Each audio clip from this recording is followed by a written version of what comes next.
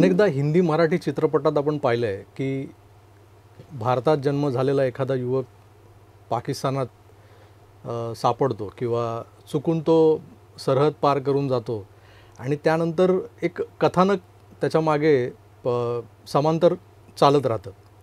अशा कथा आपण सिनेमात नाटकात पाहिलेल्या आहेत, पण प्रत्यक्षात असं काही घडलेलं आहे का? म्हणजे अशी काही माणसं आहेत की ज्यांची नाळ भारतात पुरली गेली आहे, पण त्यांचं जे काही पुढचं जे काही पालनपोषण झालं ते पाकिस्तानात, म्हणजे सरहद्दी पलीकडे. आणि अशाही माणसांसोबत कधीतरी आपल्याला समोरासमोर बसून गप्पा मारता येतील का? ही कल्पना तशी कल्पनेपलीकडची होती, पण ही कल्पना प्रत्यक्षात साकार झाली. आरिफ अझाकिया हे नाव यूट्यूबर्सना तसं अनोळखी नाही आहे. ते पाकिस्तानात ज्यांचा जन्म झाला आणि ते सातत्याने भारत पाकिस्तान या विषयांवर बोलत असताना त्यांच्या यूट्यूब चॅनलच्या माध्यमातून ते ज्या पद्धतीनं जे भारतातल्या म्हणा किंवा जगभरातल्या प्रेक्षकांना सामोरे जात आहेत आणि त्यात त्यांची जी लोकप्रियता आहे ती सगळी लक्षात घेता त्यांच्याशी गप्पा मारण्याचं भाग्य लाभणं किंवा संधी लाभणं हे आज शक्य झालं आहे. आज खुद्द आरिफ अझाकिया माझ्यासोबत आहेत. त्यांच्याकडून आपण थोडी त्यांची पार्श्वभूमी जाणून घेऊया. त्यानंतर मुळात जे काही प्रश्न माझ्या मनात रुंजी घालत आहेत त्या प्रश्नांकडे मी येणारच आहे, पण त्यांची पार्श्वभूमी आपल्या मराठी प्रेक्षकांना समजणं गरजेचं आहे. पण दुर्दैवानं असं आहे की त्यांचं सगळंच बालपण म्हणा, तरुणपण म्हणा हे पाकिस्तानात गेलं. त्यांचा जन्म पाकिस्तानात झाला, त्यामुळे मराठी त्यांना समजतं पण मराठी बोलता येत नाही. त्यामुळे पुढची जी काही चर्चा असेल, जी मुलाखत मी त्यांची घेणार आहे ती हिंदीतून असणार आहे. तर मित्रो, सगळ्यात आधी तुम्ही जर चॅनलला सबस्क्राईब केलं नसेल तर करून घ्या, कारण तुम्ही पाहताय तुमचं आवडतं यूट्यूब चॅनल आकार DG9.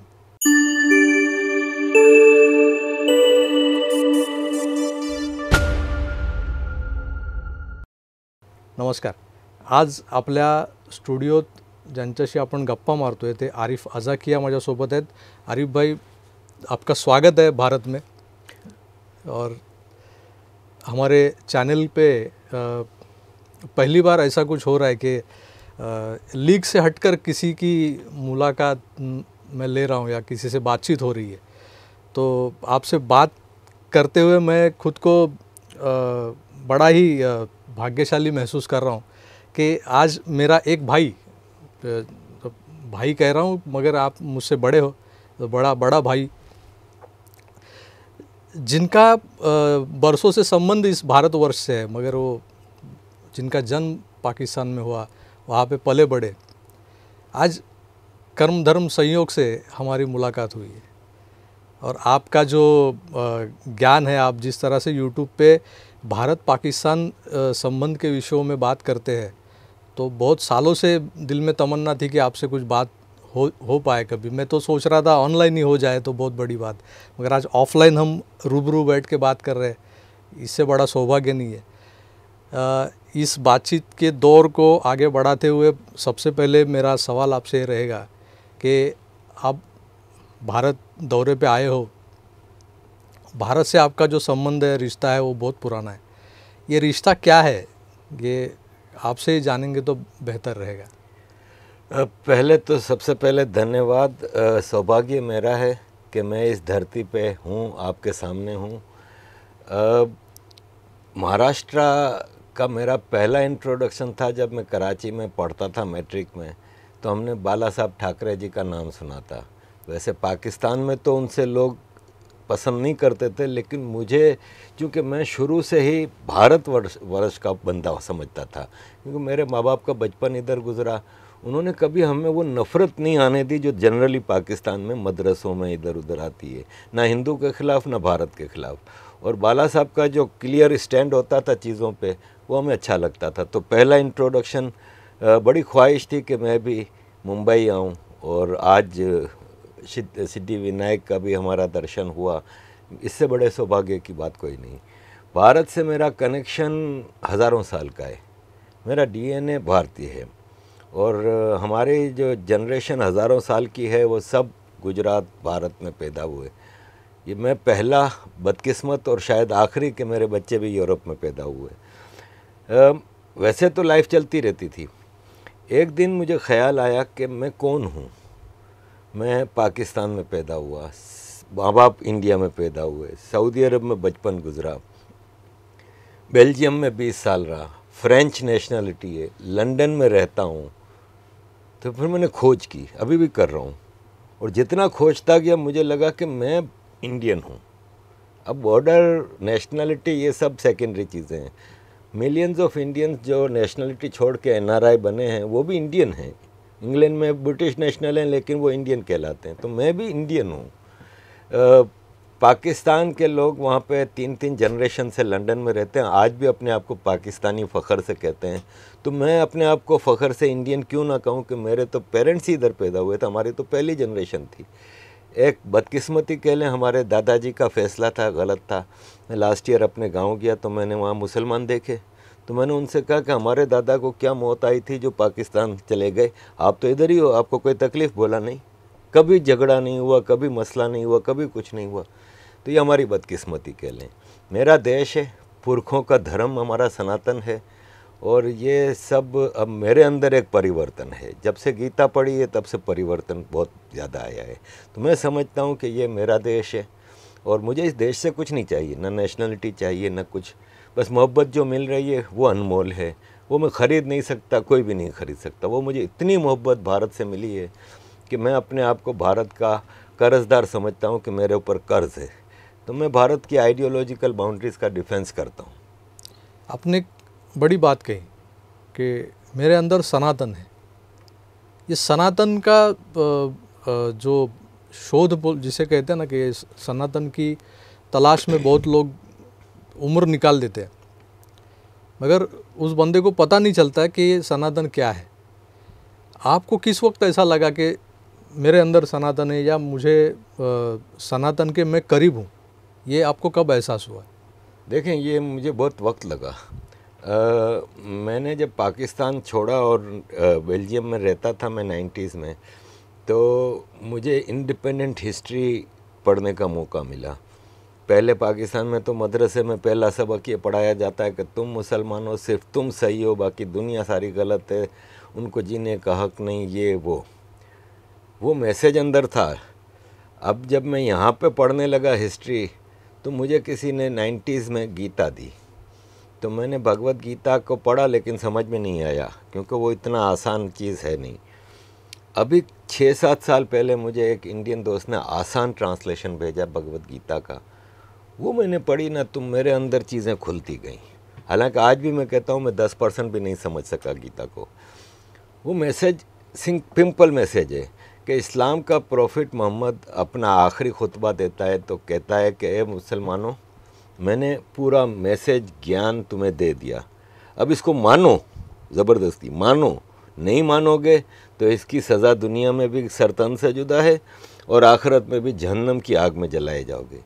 मैंने गीता पढ़ी तो वहाँ पे भगवान कृष्ण ने अर्जुन को आखिर में कहा कि मैंने तुम्हें अपना सब ज्ञान दे दिया, अब ये तुम पे है, मानो नहीं मानो तुम्हारी मर्ज़ी, सिर्फ कर्म अच्छे करो, अच्छे कर्म करोगे, इससे बड़ी बात क्या होगी कि वो कोई ज़बरदस्ती नहीं कर रहे कि तुम मेरी पूजा करो या राम जी की पूजा करो या शिव जी की पूजा करो, कोई किसी के साथ ज़बरदस्ती नहीं है, वहाँ ज़बरदस्ती है। पूरी गीता में अर्जुन सवाल पे सवाल कर रहा है। इस्लाम में सवाल की इजाज़त नहीं है, आप सवाल ही नहीं कर सकते, बस चुपचाप मानो। तो इस तरह की कई चीज़ें थीं। फिर यूनाइटेड नेशन से मेरा ताल्लुक़ है, 94 से मैं अटेंड करता हूँ ह्यूमन राइट्स काउंसिल के सेशंस। तो हमें 94 में पहली बार गया ना, तो universal charter of human rights जो 1951 में अडॉप्ट किया गया था वो दिया गया। उस वक्त तो हमने पढ़ा कि बड़ी अच्छी बात है कि रिलीजियस राइट्स और वीमेन राइट्स और चाइल्ड राइट्स और ये वो। जब गीता पढ़ी तो पता चला वो तो पूरा इधर से उठाया गया है।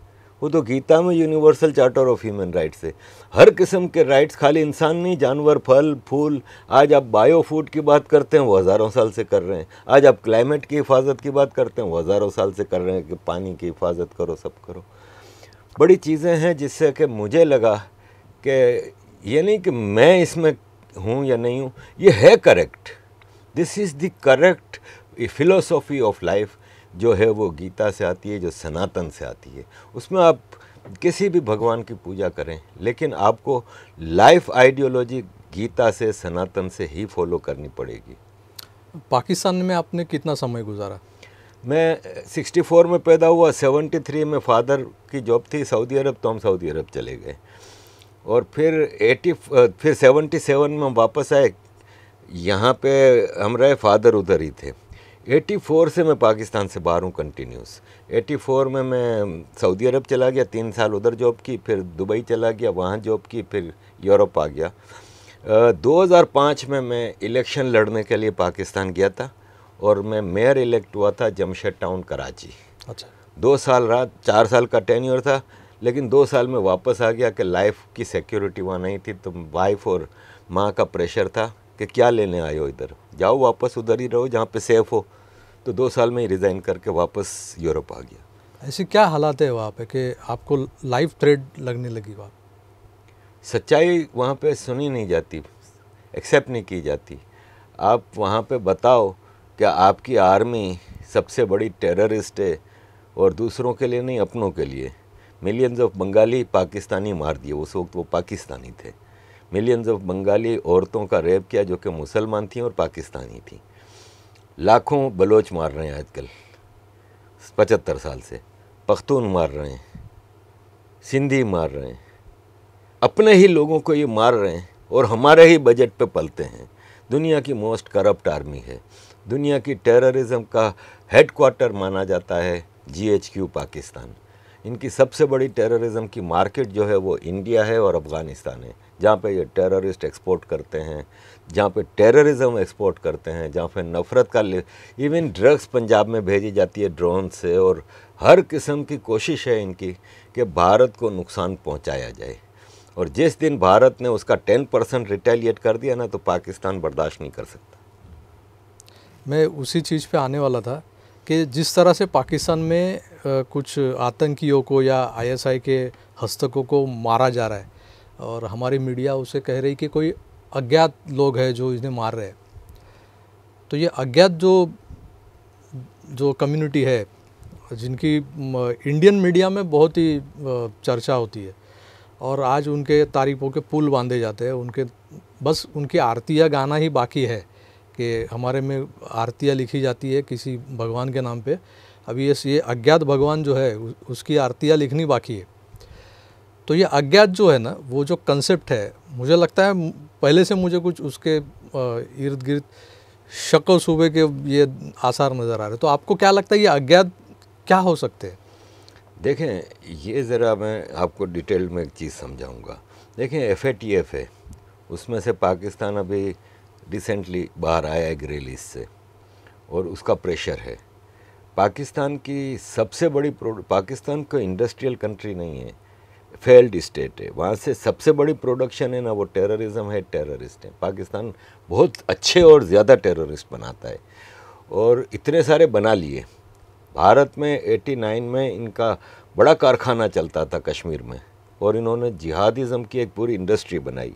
फिर हम जब छोटे छोटे थे तो अक्सर खबर आती थी आज त्रिपुरा में ये हो गया, आज आसाम में, पाकिस्तान पूरा खेलता था। लेकिन अब जो पिछले 8-10 साल से हम देखते हैं ना, तो पॉलिटिकल एंड मिलिट्री लीडरशिप है ना भारत की, उसने उस पर कंट्रोल हासिल कर लिया है। अब एक पुलवामा होता है, फिर कुछ साल बाद कोई अनंतनाग हो जाता है, हो रहे हैं लेकिन बहुत कम। इन्फिल्ट्रेशन जो टेररिस्टों की हो रही है वो रोक दी जाती है इन टाइम। तो अब वो जो हज़ारों टेररिस्ट प्रोड्यूस किए हुए हैं पाकिस्तान ने, उसका क्या? टेररिस्ट महंगा होता है, उसकी लाइफ स्टाइल महंगी होती है, उसको पाकिस्तान की इकोनॉमी अब इतने सारों को पाल नहीं सकता। तो होता क्या है कि जो टेररिस्ट को आप पैसे नहीं दे सकेंगे ना, तो उसको और कोई काम नहीं आता।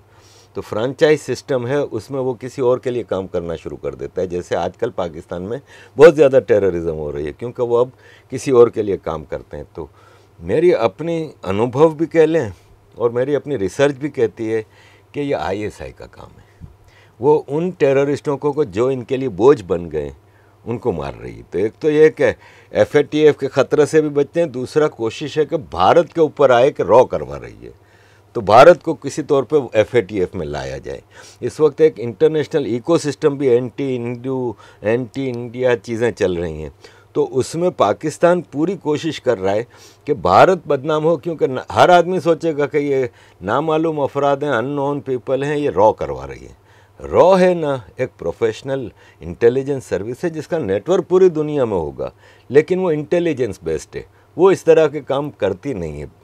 तो ये मेरे अपना अनुभव है कि ये आईएसआई का अपना काम है, और उनको जो सिलेक्टेड हैं, जो बोझ बन गए, हाफिज़ सईद को कोई क्यों नहीं मार रहा, जैश ए मोहम्मद के मसूद अज़हर को कोई क्यों नहीं मार रहा, लखवी जंगवी सारे पड़े हैं जो बड़े बड़े जो रिक्रूटमेंट करते हैं, जो ट्रेनिंग करते हैं, जो पूरा पूरा एक गैंग चलाते हैं, उनको सेफ रखा है। जो मतलब बोझ बन गया है ना, उसको मार देते हैं। ये मेरी अपनी रीडिंग है। रॉ ने जिस दिन करना शुरू किया ना सपोर्ट बलोचों को, सिंधियों को, मैं आपको कहता हूँ with in months Balochistan will be independent state, Sindhu देश विल बी आज़ाद सिंधु देश। ये क्यों नहीं हो रहा है? आपको क्या लगता है वहाँ पे कुछ ऐसे आसार नज़र आ रहे हैं आपको कि रॉ को ये करना आसान नहीं है वहाँ पे पाकिस्तान में इंटरेक्ट करना, और जिस तरह से मोसाद जिस तरह से काम करती है, रॉ के बंदे ये सब नहीं कर पाएंगे वहाँ पे बलूचिस्तान में या सिंध में? पॉलिसी का मसला है, ये आपकी सरकार की शायद पॉलिसी नहीं है। देखें, एफबीआई ने 2001 के बाद दुनिया भर में हज़ारों अपने सो कॉल्ड टेररिस्ट मार दिए। मोसाद भी ये काम करती रही है, केजीबी भी करती रही है। शायद भारत सरकार की ये पॉलिसी नहीं है।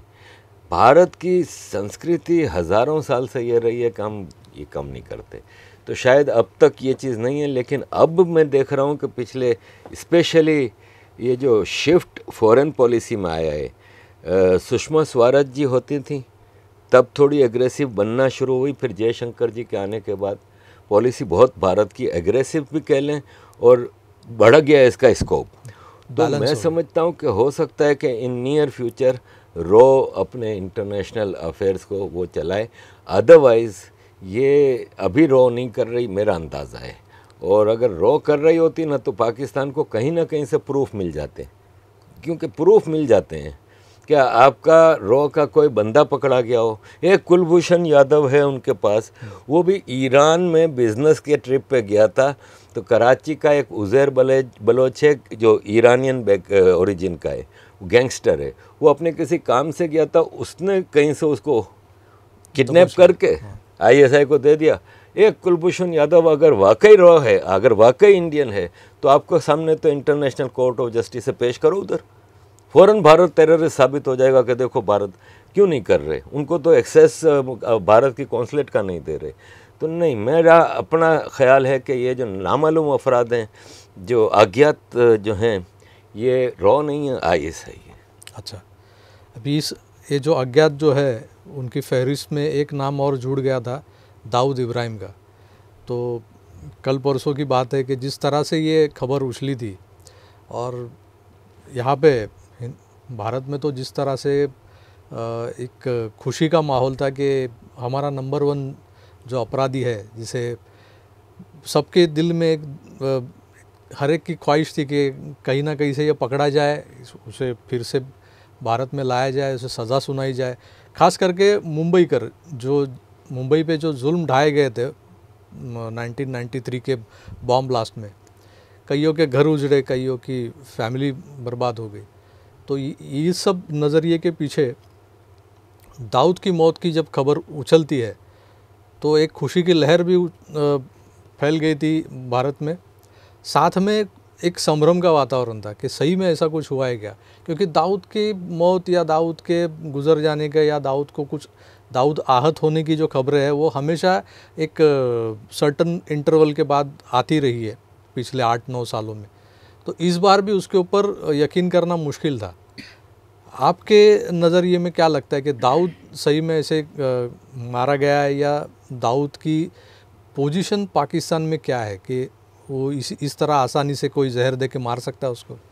देखिए, पहली बात तो ये कि किसी को नहीं पता कि वो ज़िंदा भी है कि कई साल पहले मर गया। ये भी बात सही है। और ये जब भी मरेगा ना, पाकिस्तान इसको चुपचाप दफना देगा, इसलिए कि एफबीआई की मोस्ट वांटेड लिस्ट में है, यूनाइटेड नेशंस की मोस्ट वांटेड लिस्ट में है, यूएन ने, अमेरिका ने पाकिस्तान से मांगा वो कि आप उसको भारत के हवाले करें, क्योंकि वो भारत में 26/11 फलान रुमकान। 93। तो पाकिस्तान ने कहा हमारे पास नहीं है, ठीक है। तो अगर मरता है पाकिस्तान में और डिक्लेयर होता है तो फिर तो पाकिस्तान फंस जाता है, डायरेक्ट FATF की ब्लैक लिस्ट में जाएगा। तो ये तो कभी नहीं होगा।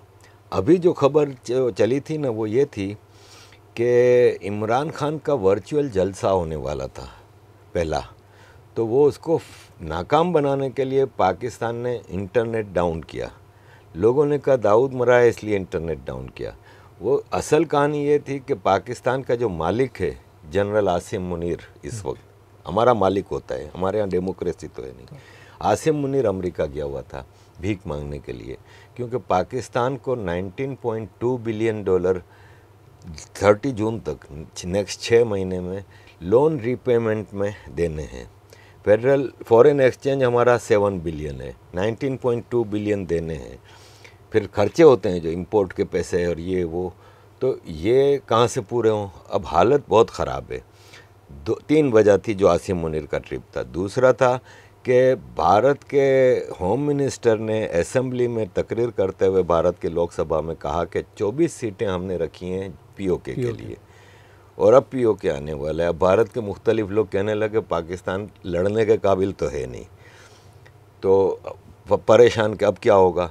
और तीसरी वजह थी कि अफ़गानिस्तान में इनके अपने क्रिएटेड जो तालिबान हैं वो बोझ बन गए, बहुत ज़्यादा मसला कर रहे हैं, रोज़ बहुत फ़ौजी मारे जा रहे हैं। अब फ़ौजी जाने को तैयार नहीं, KPK में कह रहे हैं वहाँ तो मार रहे हैं भाई हमें, फ़ौजी जाने को तैयार नहीं। ये 3 मुद्दों पे बात करने वहाँ गए थे और लिटरली ब्लिंकन के आगे लेट गए थे जनरल आसिम मुनीर। उस चीज़ों को दबाने के लिए भारत के मीडिया को एक अलग लाइन पे लगा दिया। इन्होंने अपने यूट्यूबर से ये खबर लीक करवाई कि दाऊद इब्राहिम को जहर दे दिया। भारत का मीडिया तो जैसे आपने कहा खुशी की लहर, सब उस पर लग गए। जनरल आसिम मुनीर वहाँ पे अपना काम करता रहा, कोई उसके ऊपर प्रोपेगेंडा भारत की तरफ से नहीं हो सका। और इसके बाद कोई प्रूफ नहीं है कि दाऊद इब्राहिम को जहर दिया गया या नहीं। तो नहीं, मेरी अपनी रीडिंग ये है कि दाऊद इब्राहिम ज़िंदा है, क्योंकि मैं जब मेयर था कराची में तो मेरे इलाके में दाऊद वहाँ पे कई काम करता है, बिल्डर है, बड़ी बड़ी बिल्डिंगें बनाता है। और आपको पता है बिल्डर्स का पैसा बहुत होता है कंस्ट्रक्शन उसमें, तो बिल्डर है, उसके अपने कई बंगले हैं, कहीं एक जगह रुकता नहीं है। और जैसे आपने कहा कि इतना आसान है उसको जहर देना, तो 1980 के बाद किसी ने दाऊद को देखा ही नहीं है। आपके भारत के पास भी उसकी आखिरी तस्वीर वही है, शारजा की शायद।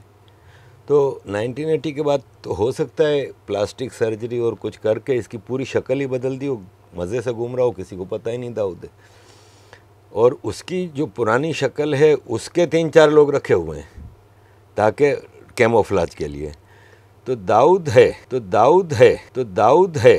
मैं जब कराची में था तो मेरे इलाके में जहाँ का मैं मेयर था वहाँ पे एक डायमंड बिल्डिंग बन रही थी, वो दाऊद की थी। वहाँ पे मैंने छापा पड़वाया ना, तो उनके बंदे, मैं मेमन कम्युनिटी से हूँ तो वो भी मेमन है, दाऊद भी, उसके पार्टनर भी सारे मेमन हैं। तो मेमन बिल्डर मेरे पास आए और मुझे कहते हैं भाई की बिल्डिंग है, भाई की, इस पर हाथ नहीं डालें। तो हमारे लीडर अल्ताफ़ भाई को हम भाई कहते थे। तो मैंने कहा भाई तो अल्ताफ़ भाई की तो कोई बिल्डिंग नहीं है कराची में, मुझे पता है। बोले अल्ताफ़ भाई नहीं, दाऊद भाई। तो मैं को तुम्हारा भाई होगा, हमारे लिए तो गुंडा है, मवाली है भाई। तो ज़िंदा है, इसकी एक्टिविटीज़ की खबरें आती हैं कि इसके बिज़नेस चल रहे हैं। एक्सटॉर्शन जो कि इसकी मेन प्रोफेशन है, जो भी मुंबई में करता था अब कराची में करता है। कराची की मार्केटों से भत्ते इसके लोग उठाते हैं। तो इंडिया में इसका इन्फ्लुएंस कम हो गया है कि यहाँ पे अब सख्ती बहुत हो गई है, कंट्रोल यहाँ की सरकार ने बहुत रखा है, तो वहाँ कर रहा है ये काम सारे। अच्छा, दाऊद ज़िंदा है और दाऊद के बलबूते पे मेरे ख्याल से ISI को भी कुछ फाइनेंशियल बेनिफिट मिलता हो, मिल के बिजनेस करते हैं ये। अच्छा। सब हर चीज़ में ISI का, आर्मी का, हर चीज़ में शेयर है, लीगल इलीगल दोनों बिजनेस में। पाकिस्तान रोज़ का 1.5 अरब रुपए का, 150 करोड़ पाकिस्तानी रुपए का पेट्रोल ईरान से स्मगल करता है। अब आप बताएं बलूचिस्तान का बॉर्डर कितना सख्त होगा कि बलूचिस्तान में हर 25 किलोमीटर पे चेक पोस्ट है, कैसे। और ये कोई ये तो नहीं कि एक बैग है, टैंकर के टैंकर आ रहे हैं, ठीक है।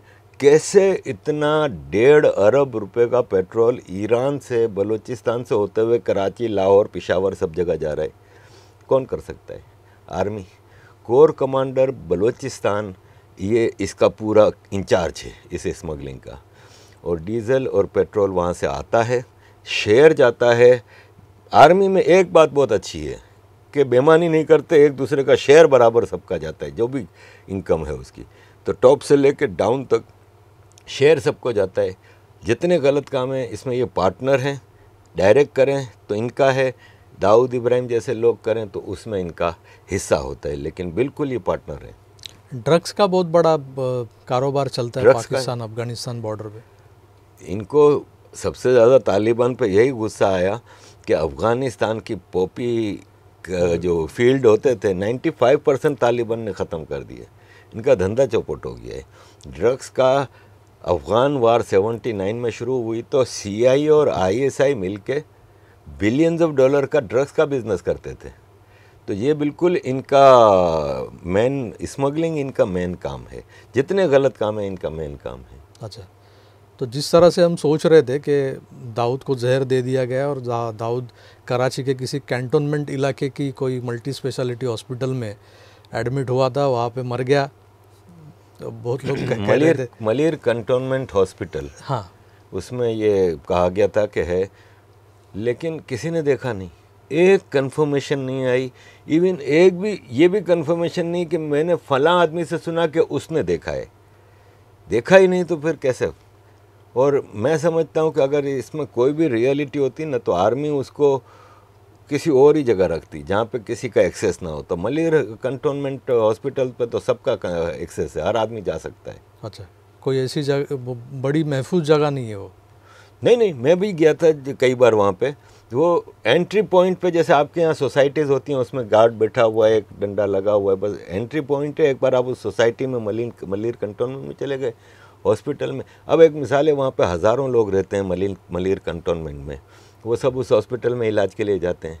वो एक्सक्लूसिव वो किसी की है नहीं, तो ऐसी जगह पे कैसे लेके जा सकते हैं। अच्छा, ये दाऊद का जो मसला है वो जिस तरह से उछाला गया था इंडियन मीडिया में, तो उस बात पे और उससे जुड़े हुए कई ऐसे सवाल थे जिन पे हमने अभी आरिफ भाई से चर्चा की, और कुछ हद तक हमें क्लेरिफिकेशन मिल गया है। और भी कई सवाल है और भी कई मुद्दे हैं जिनके ऊपर आरिफ भाई से चर्चा करनी है, मगर इस एपिसोड में नहीं, अगले एपिसोड में। तो फ़िलहाल के लिए यही रुकते हैं, फिर मिलेंगे अगले एपिसोड में।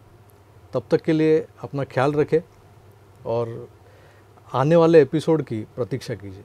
धन्यवाद।